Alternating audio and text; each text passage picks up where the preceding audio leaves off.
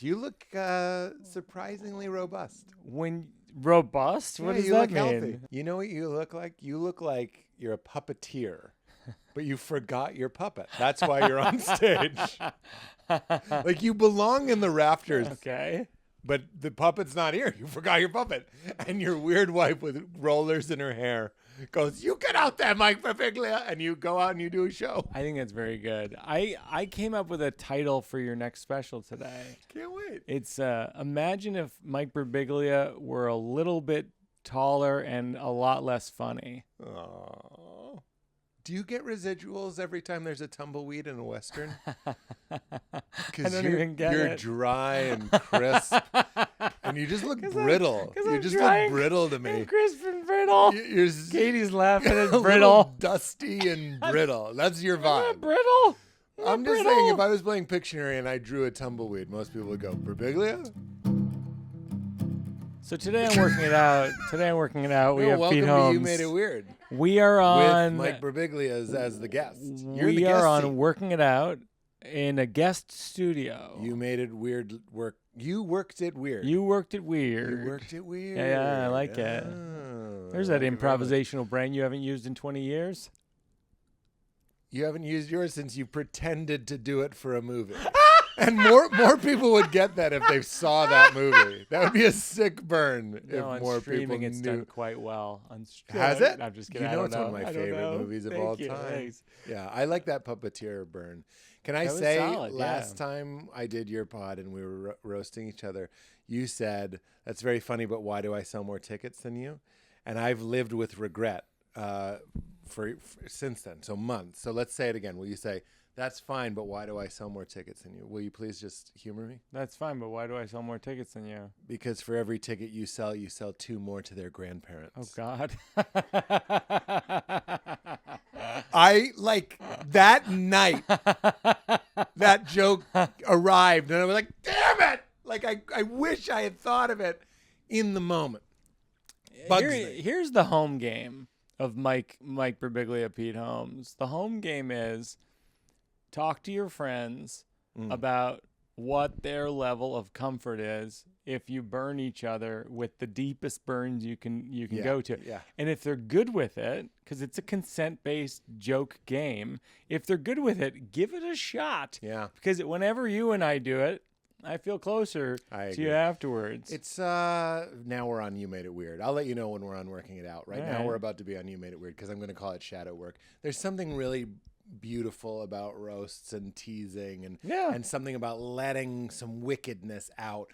And I'm not even going to say it's worse now than it's been. I think it's always been hard to find safe and delightful spaces. It's hard to let out wickedness. But growing up, wickedness, I don't even mean real wickedness. I just mean like a little like you're a half-speed podcast became a person. Like that. I'm a half-speed podcast that became a person? Yeah. Okay. Listen to yourself as you say that. If I was listening to you, I'd look at my phone and go, did I put this on quarter speed? Is this 0.25? Because I'm on the treadmill. I'm trying to get some reps in. I think it's reps. I guess I just think before I speak. That is good. It's very nice. That's what Sister Mary Frances taught us. Sister Mary Frances. Think before you speak. Sexy. You do what's right because it is right. That's what she taught us. She was our principal. Was she depressed? St. Mary's that School. Sounds like something someone would say. You do what's right because it is right. It's a nice little slogan. I'm not saying it's not, but it sounds like someone who's run out of ways to describe it to children. So she just go, you do what it's right because it's right. You know what I mean? When she was like week 1 of the job, she was like, you do what's right because what's in me is in you and we love each other. Now we're on Working It Out because that's a good punchline for what I said, which was a great setup.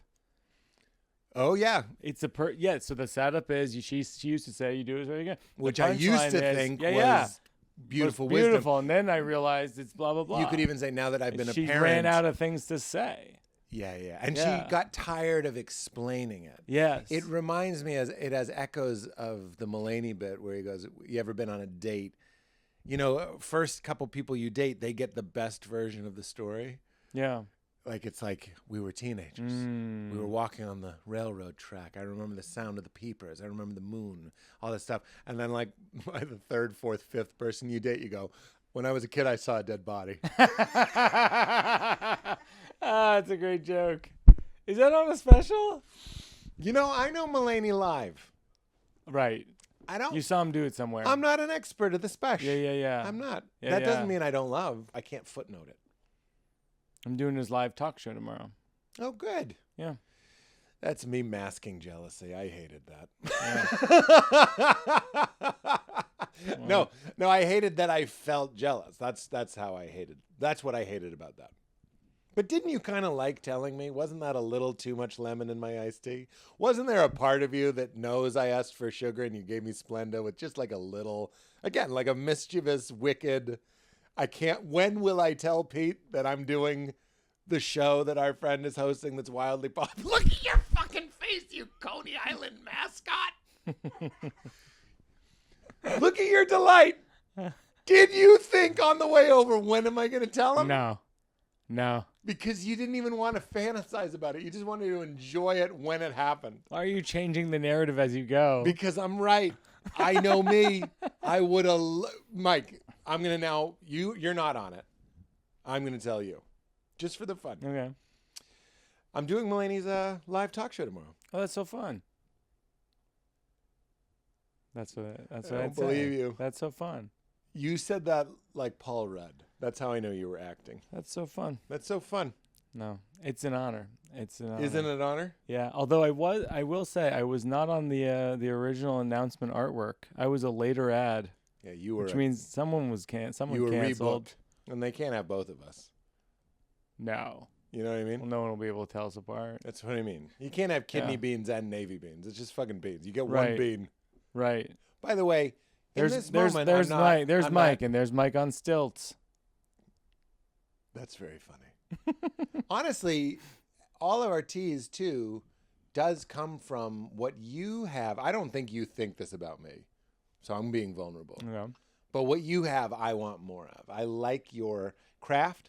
Oh, I nice. like your Zen garden. A lot of people I admire, Bargatze, Seinfeld, you, have a certain Japanese shoe store quality. It's a little more minimal than me. That's not quite right because it's cold. But imagine like a very well-curated garden. That's kind of how I think of you guys. And so I don't think of it that way at all. But I you don't think of what you do as curated?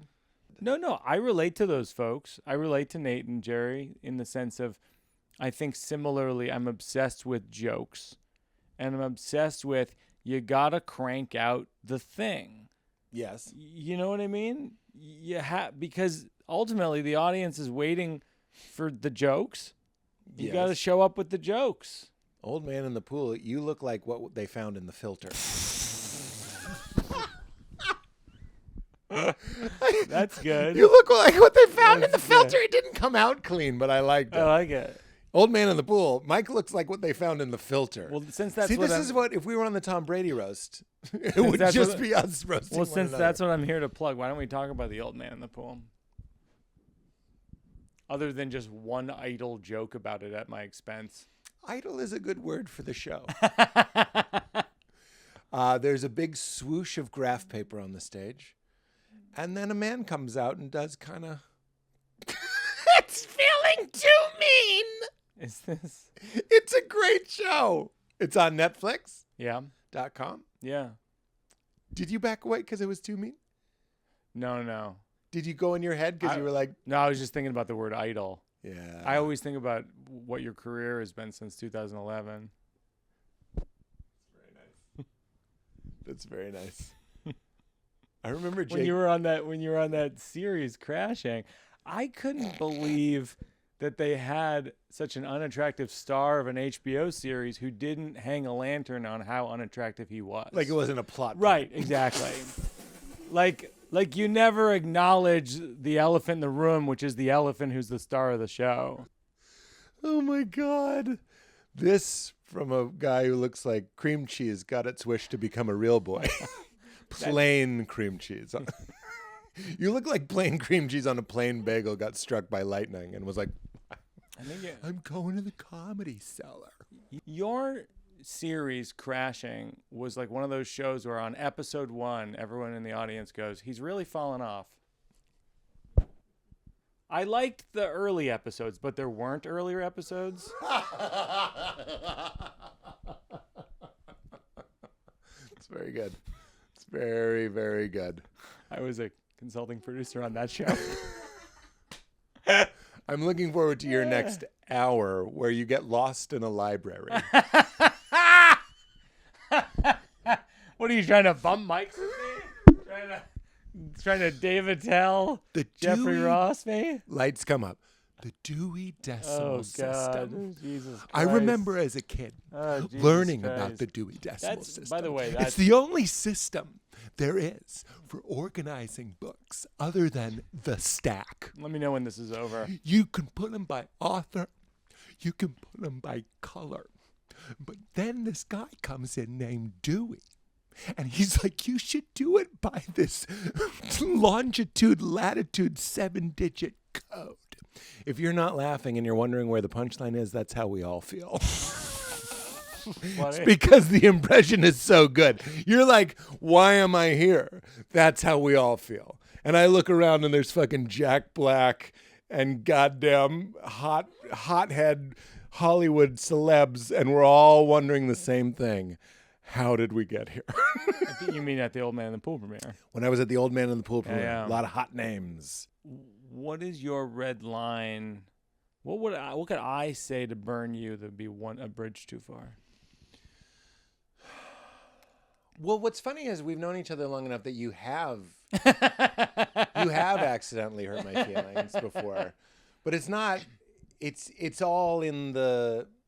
I don't feel this way about anybody else, but there have been times when you've just like, you know what it is? It's not what you said. It's the mood I'm in. Oh. You know when you're in that mood? Catches you in the wrong moment. Like we're both dads. Yeah. And sometimes I love my baby more than anything. We all know this. And sometimes please don't touch daddy. Please, I just can't be touched right now. Yeah. Like I'll get like tactile sensitivity. Yeah. And it's because I'm thinking about something. It's because I got an email that's some sort of weird choice. Yeah. Do you want to be here for 3 weeks for this? Or do you want to be here or do this? Like I get real tight and real panicked when you make me plan my future. I feel like we've got to get to some pressing topics. Depressing? Pressing topics. Oh, pressing topics? Yeah. I mean, I feel like it's like, how long have we been talking? Well, that's our magic. Is it though? I get worried. I know you don't. I edit mine, so you're gonna hear a version on mine. It's gonna be edited. We're gonna really think through. Yeah, it's like This American Life, where they go for a bleeped version. Go to MikeBirbiglia.com. People are gonna hear my version, and they're gonna be like, "Oh, this is nice. They cared about what I was interested in, or withheld the parts that were human and real and vulnerable." And your version is just gonna be kind of like. Two people like sitting on a sidewalk together. Yeah. Waiting for the bus. When I see two people sitting on a sidewalk together, I'm like, what? What are they getting into? And you're like, what if we open with a wide of those guys? And then we push in real tight. And out of nowhere, the first line of the podcast is, that's why that horse saved my life. What's off limits for you? Like, what's the thing that I said to you that was too far? You remember? No, I think we've talked about this before. It's we said to each other, what do people say behind our backs? And I remember. But really, Mikey, if I'm in the wrong mood, you could say like Pete me on stilts and I'd be like, I didn't choose this body. If I'm really right. That's why I think if you're a raw nerve on that day. I've said this before, everybody who reviews anything, it should open with a 2-page essay on how they're feeling. Yeah. Because Val and I saw Fall Guy today. Yeah. We loved it. Yeah. You know why? I fucking love Val. With the movies. Yeah. Playing hooky. Oh. We went to a 10 a.m. showing of Fall Guy, eating Reese's Pieces with our kid in school. You think I'm not going to have a hoot of a time? Yeah. But, nothing more fun than going to a movie with Jenny. We're going to go Saturday night. This Saturday night, we have a movie date. I'm thrilled. It's the thing on my calendar I'm most excited about. Yeah. And I'm on John Mulaney's live talk show. Mike is here. So excited. Mikey, you're part of the Netflix is a Joke Fest. Is that right? Yeah. Great. We'll be right back. That's a good impression. Very good. Have you done that for John? When would I do it for John? No, I'm just kidding. You've done it for him. I'm walking that back. He texted me the other day, very sweet. Very nice. Because I think he heard me on a podcast kind of saying we're not really that close anymore. We are friends. He's just so busy and he lives in New York. And I love him. But I haven't done it for him. He doesn't live in New York. He said because he lives in New York? I just assumed he lived in New York. He doesn't live in New York. Look, no. My only concern in this moment is that John is going to think I'm complaining, and I'm not. I just saw him the other night at Largo. Right. We had a lovely hang. Do you want to do some bits and make it your show? Because I love doing bits with you. I kind of forgot that we were doing that. Well, I had a few questions. I wrote down, you look like what they used to stuff antique sofas with, but they stopped because people were going blind. You look like that substance. Well, here's the thing that you and we talk on the phone quite a bit. We talk about these kinds of things. We probably talk 4 times a week. Yeah. In my current hour that I'm touring with, I talk a lot about my relationship with my dad. And I said it was really helpful the other day because I wrote this line that was kind of... I thought about it the other day doing dishes. It was emotional for me to write this line about my dad and realizing that my whole life I wanted to be my dad, and at a certain point I realized that I wanted him to be me. Yeah. It's an incredible joke. And I said it's not even a joke. It's just a line. Yeah, I think it's a great joke. It's not even a joke. There's no punchline. No, it is the punchline. So I have that thing about my dad. And then I had this thing the other day, which I wrote in my notebook, but I don't have the joke for it, but maybe you have something for it, which is my dad always wanted us to raise our daughter to be Catholic, but like he never went to church, right? And I think he thinks we didn't notice. But like we totally noticed. That's a great line. That's a funny line. I think he thinks we didn't notice. He thinks we didn't notice. Wait, can I ask? Were you at church? Yeah. And there's just an empty space. It's not there. Where Dad should be. He never went to church. And like my mom, like it would be me, my mom, maybe my brother, maybe my sisters, and right before we went to church, my dad would sort of tuck away in his little study area. Yeah. And the joke is, I don't have it fully fleshed out. It's like, it's not like he was doing like noble doctor stuff. I mean, he's a doctor, but he was like smoking a pipe and reading a book about World War II. You know what I mean? Yeah. It was his me time. That was his church. Yeah. It was his me time. Yeah. And then I have this joke.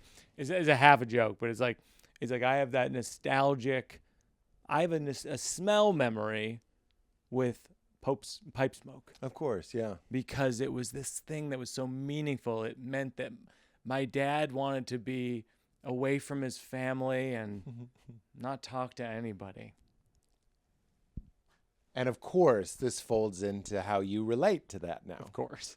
Like, I feel like 20 minutes later in the show and you say, and this is how I tell you I'm this close to buying a pipe. Oh my God. Blackout. You know what I mean? Yeah. Because you figure out that one of the things I realized about my dad, and I'm saying this in hopes. That's a good idea, by the way. That's a good pitch. I'm only silent because I'm like thinking it, I'm mulling it over. That is there's potentially a good callback there. I think that the initial joke itself isn't there yet. The thing I just pitched you isn't there, but I think it's an interesting tableau. We were talking about the justice component of jokes when you talked to me on the phone. Yeah. The other day you made the point, which is my joke that I just said right now, and it's sort of an early form of it, has justice for both parties. It's justice for me and justice for my dad.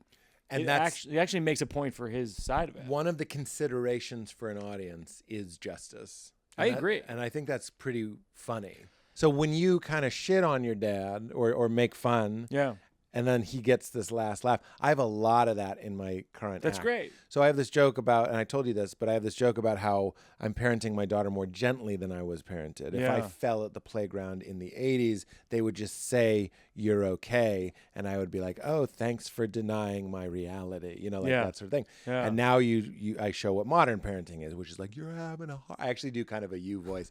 "You're having a hard time. You are really having a frustrating feeling." and the only way to express yourself was to set a fire in my study. I get that. Yeah, yeah. But then I go, it's moments like that I wish a portal would open up and a Charles Dickens-style ghost would come, take my daughter by the hand, and whisk her to my childhood so she could see. Like, I want her to know, but I don't want to be the one to tell her. Yes. So the ghost would come out and say, let me take you to a time when Peter's father apologized to him. They go in the portal. It's perfect darkness and silence. And my daughter goes, but spirit, there's nothing here. And he goes, of course, because it never fucking happened. That's well and good. You can take the fucking out of it, by the way. Yeah, but see, I'm not in this to take the fucking out. Okay. You know what I mean? Okay. No, because it You don't never need it. happened. You don't need it. Yeah, you're not wrong. You don't need it. You're not wrong. You can write a clean joke that's that good. Take it out. Take it out. Pray to God. Well, here's the justice. Okay. So I've been doing I'm that. not a prude. If you have to say fucking a joke, if it's important for the joke, great. If it's not important, take it out. Do I have prude face right now? Sorry. Yeah, I think prude so. Face? Yeah, I think it is. I'm doing prude face.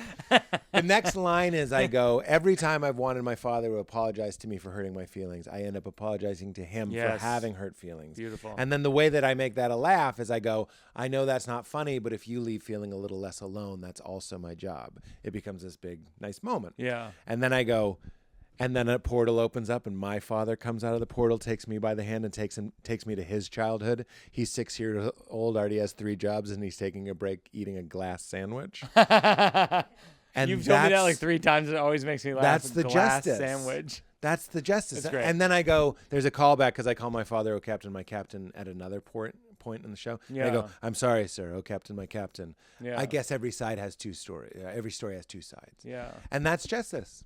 There's an interesting dynamic going on. I think it's beautiful. I have another joke I just remembered and that I haven't put on stage yet about how in the 80s, dads were like the villains in animated films. They're like, rah! And now dads are like the bird who flies ahead and goes, the coast is clear. Rah!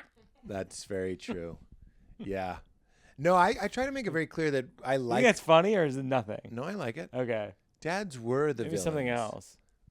The coast is clear. Well, because I look at my dad and I look at not even just my dad, every damn dad I know in Shrewsbury, Massachusetts. And I go, these people were terrifying. Yeah. These people were I would not cross one of these people. No. I would not say a word out of turn to any of these people. Yeah. I look at the dads now, they're like, Are we going, Trevor? Are we heading out? Oh, we don't have to. We don't have to. Yeah, you can keep playing for 5 or 6 hours. Yeah, you can keep doing whatever. Oh, you're eating 5 chocolate chip muffins? Yeah. That is so right on. Leela, let's say I tell Leela, don't eat that cookie. And then she eats it. I go, Lee, it's a pretty good cookie there, right? It's like there's no. And I wonder if we're going to get bit in the butt. No, we are. I don't know. I think. I actually am not sure. No, I actually don't know. I don't know. All of the values that we value might not be relevant. You're absolutely right. As relevant in like 10 years. Yeah. I get Meaning sharing. Sharing? I don't think sharing is real. I don't think sharing. I thought you were going to say something insightful. And then you go, maybe we won't value sharing because maybe we won't value kindness. The world will be customized completely to you, the way that it already sort of is now. I'm talking about a virtual world. Oh, interesting. Okay. I'm talking about it'll make a movie that you're in, starring other people that you want, with the music that you want. If something is hooked up to your brain and knows when you're releasing pleasure chemicals, it can make a symphony of perfection. And the fact that you and I were just kind of walking around in the dark going like, maybe this book, maybe this movie, maybe this record will be a joke. And all of the things that we learn about like sharing is based on like scarcity. It's like based on there won't be enough. But if you're living in a virtual world where there's a chance. Yeah, but I think I'll push back on you and say that's what punk rock was, right? Punk rock was an answer to the Beatles and disco. And it was basically like, no, we're not doing that. We're smashing these instruments and we're expressing what's in our soul. Yeah. And nobody told us to do it. And you think there'll be a punk revolution? There'll be a punk rock version of digital algorithms, I think. I can only dream, but I think. Yeah, I'm just concerned, and I don't want to turn this into a futurist podcast because I don't really know what I'm talking about. Yeah, and sure. none of us really do. No. But I think anything that this thing could know and then be like, where do you want it to be, like punk rock? Do you want to like tell me to go fuck myself? It'll be like, it'll do whatever you want. All right, what's a thing about your relationship with your dad that you've never talked about on stage that you think about sometimes on a loop, but you're like, I can't say that on stage?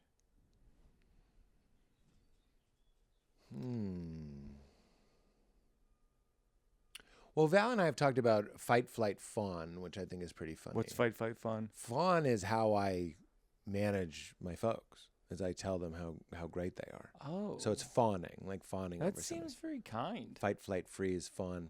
It is kind, except it's a little bit tricky. If you're fawning to prevent a situation, it's not necessarily the most... Like if I found out you were being nice to me because you were afraid that I might say something that would hurt you. Yeah. That's different from if you were just being my friend.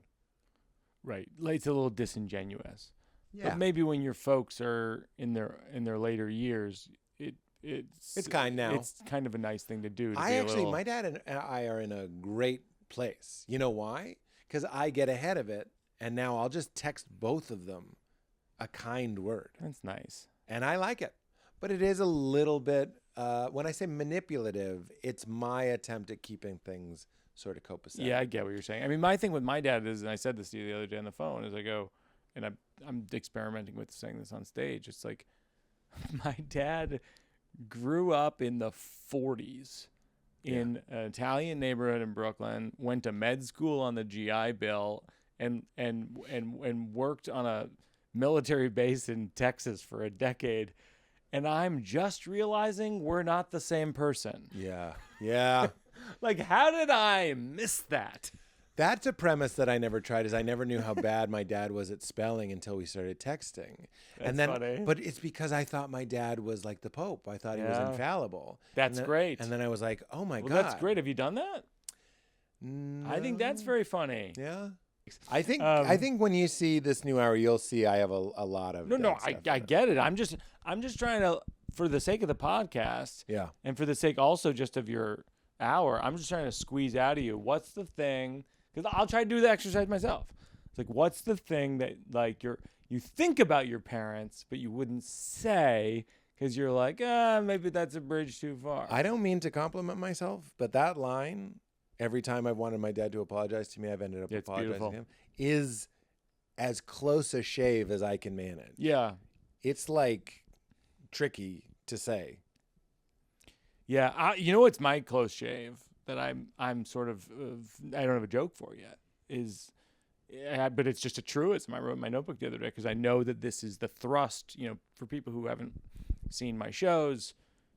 Generally, there's some kind of theme. It heads towards a main story. Yeah. And so I'm always, in this case, a lot about my dad. It's all about being a dad and having a relationship with my dad as he's in the latter part of his life. And I'm unpacking these things about my dad where I'm going, the only time my dad was interested in what I was doing was when it had to do with academics and sports. Oh. And I wasn't great at sports, so I cheated at academics. Wow, that's very good. Not bad, right? I like it. I did cheat in school in 8th and 9th grade. Oh, me too. Quite a bit. And I feel like I want to unpack in high school. I did too. In high school. I did too. Yeah. I stopped in sophomore year. But why'd you stop? Well, I went to a very hippie. My joke about my grade school was no grades. You either got a hug or a slightly firmer hug. We called our teachers by their first name. I loved it. It was great, very empowering. But I also realized it was kind of like how we're parenting our kids. I realized I can just look at my neighbor's paper. We were sitting very close to each other, and I was just like, I don't know, and I don't want to get a bad grade. So I know I just said we don't get grades. We did get grades. Yeah, not a report card. I have 2 instances where I was sort of lying and cheating in that span of years. One of them was a track meet where I qualified as the St. Mary's School 50-yard dash champion. So I went to the town track meet. And so in my mind, I was like, I'm going to make my dad happy. I'm going to make him proud. I'm going to win the town track meet. It's like everybody in town in Shrewsbury. And the starter gun goes off or whatever it is. I swear to God, it was like a puff of smoke, like a cartoon. It was like everyone is gone. They're not even in the same race. They're like done with the race. I'm starting the race. Wow. and so what I did was I pretended to fake an injury. I just fell down. That's exactly what I would have done. I go, my toe. Who has a toe injury in a 50-yard dash? You're really in a very sweet spot because there's a thing that we do, and I'm guessing your dad did it, where they're like pretending about the toe is better than facing reality about the race. Yes. So they allow it. Yeah. It's like when a kid doesn't want to go off the high dive and he's like, I have a stomach ache, and you go with it. Yeah. Because it's just too hard to be like, or are you scared? Because who the fuck says that? Yeah, and then this is another one that's a little bit more sad, which is 9th grade, all-boys school. I get beat up. All-boys Catholic school. I get beat up by this guy on the football team really bad. And then I became a mark for his friends. They would come up to me at the locker and punch me in the face. What? I'm not even kidding. I'm not exaggerating. I'm not kidding. I became, a speed bag? I was a speed bag of sorts. I hate that. I'm making jokes. No, it was awful. And the school didn't do anything about it. Because it's Massachusetts. Right. It's Massachusetts. They're like, haven't you heard of us? It's Massachusetts and the Catholic Church. Have you seen our work? That's very good. Maybe that. That's good. Maybe that's a joke. That's good. Have you seen it? Have you seen our work? Have you seen our work?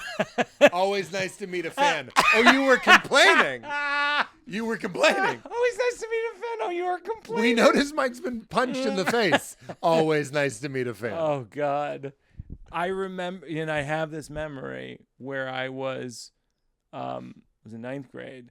I was in the computer lab writing an article for the school newspaper about the aviation club. And the title of the article was Aviation Club Soars into Orbit. Can I just say, I'm dead. Every detail. And knowing that a punch is coming. Yeah. I'm dead. Yeah. Little Mike Birbiglia in his Velcro New Balances. In the computer lab.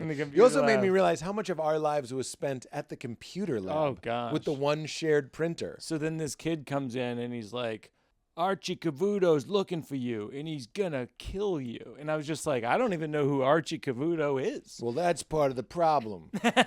Archie wants everyone to have a certain feeling about him, if you understand. So I was sort of at this Catholic school. I was sort of on the run, and what I started to do, and it was sort of an act out of sorts, is I would just cheat on tests. Yeah, it was sort of my way of saying, flipping the bird to the school. Like, I don't care about the school. I'm just going to cheat. I'm going to This is why child psychology and school psychologists, it's all real. Yeah. In the 80s, 90s, they were like, get the fuck out of here. I'm like, it's real. Yeah. You were so disempowered. Yeah. I went through a shoplifting phase. Oh, really? Same time. Shoplifting. It was a stress. I was trying to have some control. What'd you take? The highest end toward the end of my career was pornography. Oh, wow. We would steal Playboy magazine. Wow. Thank God I didn't get a club magazine. I feel like I'd be a different guy if we had gotten one of the hardcore mags. Oh, gosh. Club. I don't even know that one. You don't know Club International? No, I just remember the more extreme. Look at my face. And I'm a straight guy, and I'm still like... No, all I remember that was the extreme one when I was a kid was like, I think Hustler. Club's a notch up. Oh, it's a notch up from Hustler. Wow. You seen buttholes in Hustler? I don't recall. Then you didn't see no buttholes. You remember your first glossy butthole. Anyway, the point is, I'm trying to, and this brings in the working it out side of this, is like when I'm working on jokes, a lot of times it's not the funny part that I start with. Of course not. A lot of times it's, what do I not want to talk about? You made me realize that the area is I'm going to my parents' 50th wedding anniversary. And I think I've talked to you about this because it's weighing on me. Yes. And I go, I feel like a prisoner going to the warden's birthday party. That's how I feel. And I've said it many times in life because it's a real... I've been depressed. Have you done it on stage? No. Very funny. Why aren't you doing it on stage? The little boy in me is like, don't say that. Avoidance. Don't say that. Well, in the movie of my life, I give a toast at the... If I were a Mike Birbiglia movie, I'd get to the wedding anniversary and I'd give a roast. Like I would roast them. And be like, I feel like we're celebrating everything that broke me. Right. And they would love it too. Like I wouldn't want to, I really, really don't want to humiliate or embarrass. But there's a certain mood they can be in, but I don't know if they'll be in that mood. And that's the feeling of my childhood. That's a premise I have written down in my notes that I could work it out with you. Calling my mom is difficult. It goes in these phases. We open with technical difficulties. That's funny. She can't hear me. I love that. We move on to environmental difficulties. My father won't turn Jeopardy down. This is all real. I've never called my mom and just gone. It's always like she answers on her watch. Yeah. She can't find her phone. She answers. She goes, "Oh, Petey, sweetie, why can't I hear you?" This is so There's funny. cursing. She's sad, but she gets sad. She's like, "I'm pushing the button," and I'm like, "It's on the side of the phone. There's a volume on the side of the phone." Then there's the airing of grievances, which is her complaining about whatever she and my father got into. Then there's the fall report. How many times she fell this week. This is good. Then there's the unsolvable, solvable problem. This is a reliable segment. Your father keeps leaving town and leaves me home alone. I will suggest a solution, and this will deeply offend her because what she really wants is to fall and die so she can tell my father, "Fuck you," from beyond the grave. That's good. Like she wants to be a victim. Like she doesn't want... Because I was like, "Maybe, Mom, you could hire more people to be around the house, check in with you." She doesn't want the solution. She's like, "I'm going to fall and your dad won't be here." And then I forget that she's kind of twisting her mustache. This seems great. I mean, I think right now you're a little bit on the page. Like you're a little bit of course. reading. I've never done it before. No, I know, but I'm just saying. But here's the I'm only saying it because I'm not laughing audibly, but I'm actually like taking it in and loving it. Here's the last one. The misunderstanding. This is the final piece. Did you get the butterfly gift? Yes, it's great. We're growing the butterflies you sent in the habitat. She goes, "That's not what I got you. I sent a book." "Oh, yes, we got it. Thank you." My mom says, "I don't need you to thank me. I just want to know if you got it." That's funny. I love this from the person who accused me earlier in the conversation of just reading voicemails. That's hilarious. And it ends with the accidental callback. If I talk to my mom 10 minutes after the phone call, she will call me back. And I'll answer and she'll say, "Sorry, I didn't mean to call you back." That'll happen between 1 and 4 times. That's very funny. I think that whole run's great. You got to do it on stage. Yeah, I'll try it. I think it's going to be great. Oh, thanks, man. I had something on religion because you're so hip to religion. I like being hip to religion, yeah. Well, I have one which is I think that every religion is an answer to something about the world that we don't understand. Which is why I like Hinduism, because I don't understand elephants either. It's like, are they aliens? Are they animals? I would do it differently. I mean, they got the trunk, and it's like a straw and a fork and an arm. It's like, yeah, that should be a religion. That's very good. Not bad, right? I like that. It went a different way. Just for what it's worth, I would say religion is all trying to explain the universe, which is why I like Hinduism. Because the universe is fucking nuts. And Hinduism is the only religion that's like, I don't know, maybe an elephant's in charge. That's better. Yeah, it is better. Do you want to hear my... your religion joke. Okay, I'm going to tell you the God joke. I believe in God. Don't get me wrong, I don't think God exists. That would be insane.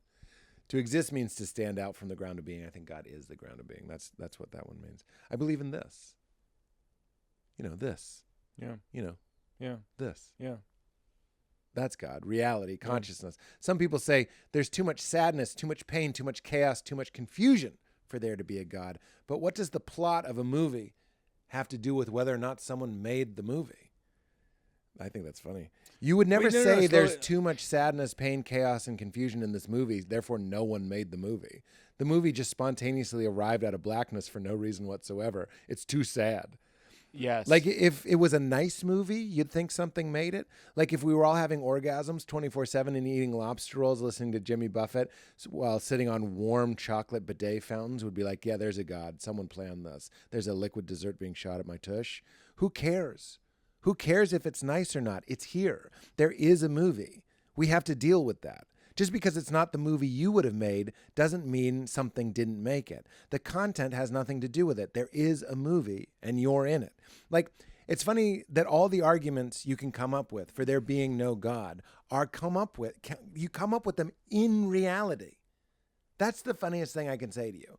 You come up with them in reality. Like, you use the mystery, consciousness, your existence, to say there's no mystery. Consciousness is the mystery. Yeah, that's right. It's like we're all pens and we're filled with this magical ink that makes us aware and gives us life. And some of us use those pens to write, "This is bullshit." Yeah. It's like characters in a book arguing for the existence of an author. Of course there's no author. Characters in a book can't find the author. Yeah. The author isn't in the book. Yeah. Even if the author writes a character named the author, that's not the author. That's a hint that there might be an author. That's as good as we can get. Of course there's no God. You're not going to find God here. You're not going to find author in a book. Congratulations. You're hired as our deacon. I know. It is a homily, isn't it? Yeah, that's Contact your local priest or deacon or Pete Holmes. Yeah, even as I'm reading it to you, that's the first time I've tried it. It's good. You think it's good? It's a good run. I mean, I think it's like... I think your final version of it is going to be a third. That's what I was going to say. A third of what it is. It's a third. Which is, by the way, for the creatives listening, that's my ratio. If I have something I like, it's going to be a third of what I wrote. This is real working it out shit. Do you want to know the real? Yeah. The real of my process? Mm-hmm. I'll go on stage with that. I won't memorize it. And what I say, that's the joke. It'll just kind of come out. The pressure of being on stage. Mm-hmm. I'll go, I believe in God. Don't get me wrong. I don't think it exists. Yeah. Some people think God doesn't exist. But what is the plot of a movie after? Because it's too chaotic. It's that. And then the third one is the author isn't in the book. Yeah, the author isn't in the book is my favorite part of it. That's the part where I locked in. Me too. I came to life too. Yeah, this is what my director, Seth, always talks about. Is like, he doesn't talk about things in relation to, I love it, I hate it, I like it, I don't like it. He just goes, I was in here, and I fell out here, and then I was in here. Yeah. And then I was really in here. Yeah. And for me, it's when the people in the book don't know there's an author. But, what gets tricky, Mikey, is that I believe that God is consciousness, and that's really hard to kind of explain. I kind of don't want the wrong God element. When I said this to Val, for example, she's like, it's giving me church douche chills because calling God the author of reality is a very churchy thing to say. What's interesting, I was talking on Working It Out recently about how in some ways, and this goes back to our other conversation, in some ways about algorithms, is like I've had Rami Youssef and Alex Edelman on the show recently, someone who's very serious about Judaism, someone who's very serious about Islam. And in some ways, I feel like people who are devout religious people, and yourself included. I'm not devoutly religious. Well, you're serious about your faith. Sure. And I think being serious about your faith, I think in some ways is the new punk rock. I know. Isn't that funny? That's a funny take. It is. Yeah. What do you got? I got more premises. Well, I love doing your show. And you're doing my show. I love doing your show. Do you want to hear this? Do you think that we're doing a good job of fulfilling both podcasts? Of course. Haven't you noticed? Yeah. Oh, this is a chocolate vanilla swirl. Oh, it is? Okay, great. Oh, here's one. My relatives are from the South. They're from Texas. And they act like they're more country than they are. Yeah. They're like, what is that? What is a quiche? Like a like a pie crust, but it's egg in the middle? Yeah, that's exactly what a quiche is. You know what I mean? Like, Yeah. Well, what do you preheat it to 350, put a bunch of eggs in there with some veggies? Yes. What is a crepe? Like one of those really thin pancakes? What is a scone? What's a scone? Like a really hard crumbly muffin? Yes. You knew the whole time. Have you done this? That's new. Oh, that's gold. That's the first time. Oh, it's gold. It's funny. I'm trying to think of where I'm playing. I'm playing Georgia this summer, and I have a Georgia joke, which is sometimes there's some parts of the country you go and you just don't know what they're saying, and they're speaking English. Like, I was in Georgia once, and I was in this parking lot, and this woman goes, and this is to the best of my understanding, she goes, dip, a hat. And I was like, oh no, because all I understood was the hat, So then I dip a hat, and I go, what? And then she goes, dip a hat, and I'm wearing a baseball cap, and so I'm like, must be something with the hat, you know what I mean? Like, and so this is 100% true story, and I just go, yep, this is some kind of hat, and she goes, nah, dip a hat. And I walked away from her slowly and waved, and I thought, I guess we're never going to know each other.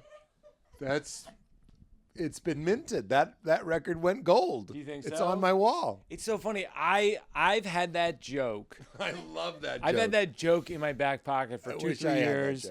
Every now and then I do it. Dip.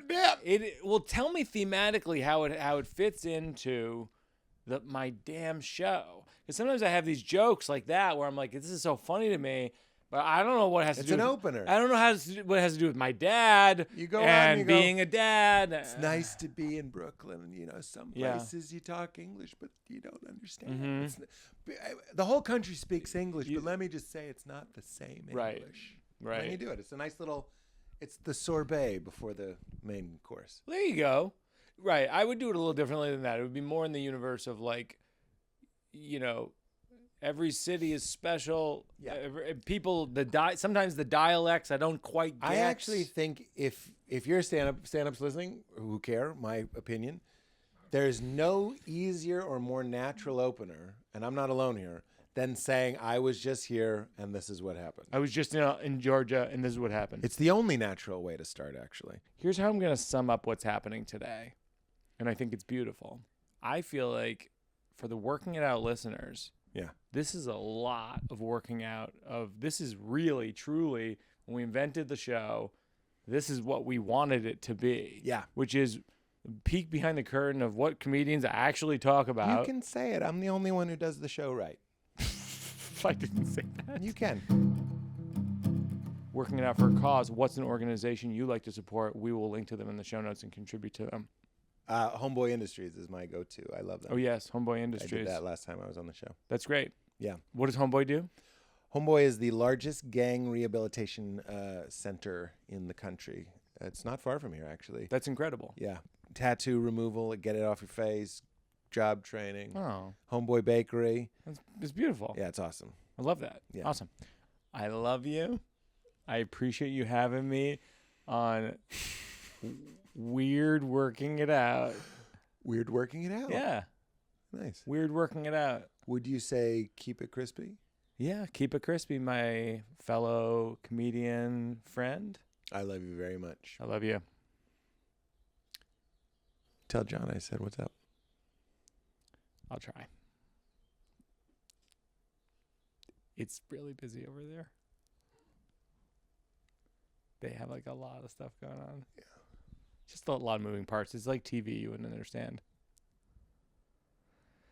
It's like show business over there, It's not something you'd understand. I don't know if I said it last time, but you look like the photograph Matt Damon tapes to his treadmill to motivate. You've said it. It's still funny. It's still funny. It's still funny. Keep it in. Keep it crispy. Keep it crispy.